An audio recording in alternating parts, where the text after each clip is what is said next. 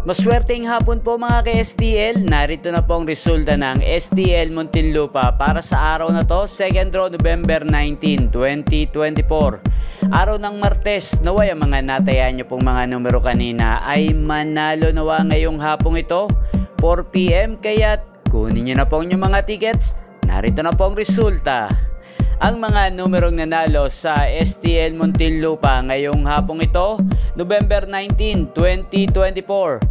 Second draw result, 4 PM, 29 at 9 in exact order sa lahat po ng tumaya kanina para sa second draw ng 29 at 9. Congrats po sa inyo, panalo po kayo again. 29 at 9 in exact order. At shoutout po natin ngayong hapong ito sa STL Muntinlupa si Kuya Nick. Kuya Nick ng Muntinlupa, shoutout po sa iyo, naway isa ka po sa swertehin ngayong araw na to sa STL Muntinlupa.